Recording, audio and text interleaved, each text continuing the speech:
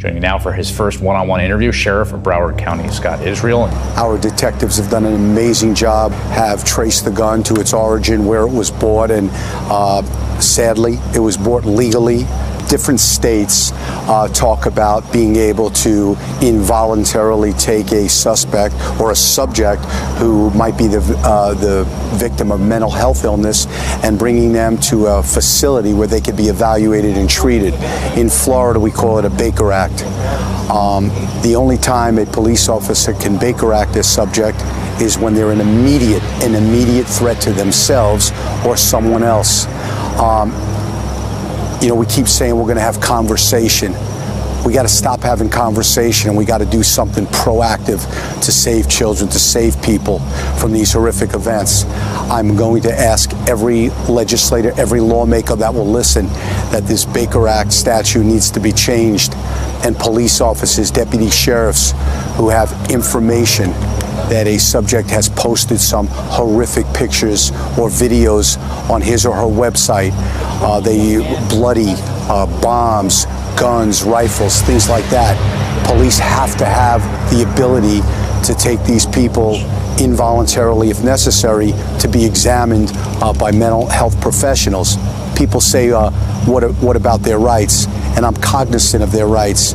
And I spent a lifetime in law enforcement protecting people's rights. But at the end of the day, the rights of our children must be first and foremost. We need to protect our kids. Our kids go to places like schools and libraries with book bags and pencils. And we need to do what's in the best interest of our children. And lawmakers got to change the way they do things. The same old just ain't working. You know, you could talk about gun control and what have you. We need less guns in America, not more guns in America. And guns should never fall into the hands of people who are on no-fly zones, convicted felons. And while, you know, I pray for people who suffer from mental illnesses, and I want them to get better, and I want them to heal. If a person is suffering from a mental illness, in the opinion of this sheriff, they shouldn't be around a gun, able to possess a gun, or buy a gun. And those are things we need to do to keep America safer.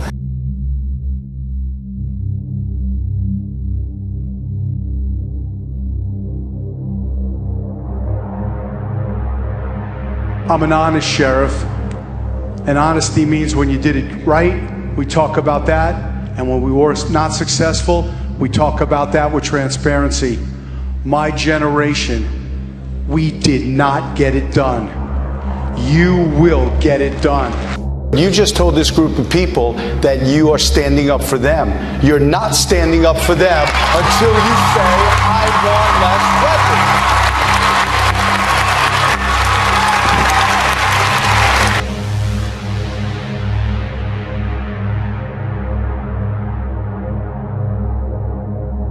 I know he's going to explode. That's what a person close to the suspected Florida school shooter, Nicholas Cruz, warned the FBI last month.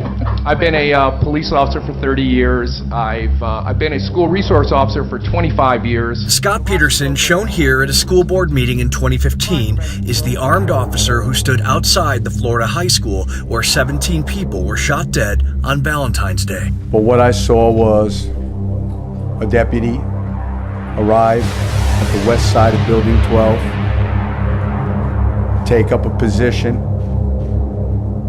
and he never went in. The revelation that the deputy remained outside the school for upward of 4 minutes and did nothing to stop the shooter has already resulted in Peterson's quick resignation. 3 high-ranking Florida officials are expressing their frustration because they say EMS was delayed getting inside Stoneman Douglas High School on the day of the shooting in the critical moments when victims lay inside in need of immediate care. One source tells Fox News some EMS teams requested to go inside but were denied by the commanding agency, the Broward County Sheriff's Office. But still, I support the Second Amendment. That reporting from the top of the show by Matt Finn, that there are serious questions about the Sheriff's Department, not only their response to the shooting with this one school resource officer standing outside, but the dozens of times that officers went to this shooter's home and did nothing. Is that where the conversation should be, or is it time to have... That is definitely where the conversation should be, and it absolutely outrages me that on the CNN town hall, we had the sheriff who was virtue signaling against the NRA and against guns when he didn't even act properly. The armed officer at school waited outside, and then the sheriff and his men for 4 minutes let my classmates die while he sat outside and waited. He didn't even do his job properly, and then he comes around and turns around saying guns are the issue when he failed to act properly. Evidently, there is at least reporting that he knew during that town hall, and we're talking about Sheriff Israel, that he knew that his deputy had waited outside and didn't disclose that, as you pointed out, talked about a lot of other issues. He says he's not going to resign. He says that he's had amazing leadership at his department. You agree with that? Where does the buck stop on this? No, not at all. I think he absolutely needs to resign after what happened here. He failed to act on so many different levels, and him himself, he's responsible for this massive failure. This could have been easily stopped both by the FBI and the Sheriff's Department had they acted.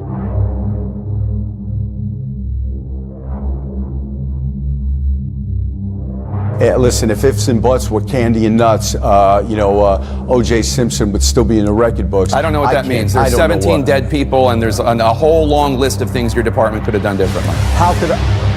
Listen, that's what after action reports are. That's what lessons learned reports are for. I have entered into conversation with Chuck Wexler of the Police Executive Research Forum. They will be coming to town to do an independent after action lessons learned report. As I said, I'm the sheriff. My name's on the door. The people responsible are the ones who took the calls and did follow up on them, as it was with the FBI, as it was with any person. Leaders are responsible for the agency, but leaders are not responsible for a person. I gave him a gun, I gave him a badge, I gave him the training. If he didn't have the heart to go in, that's not my responsibility.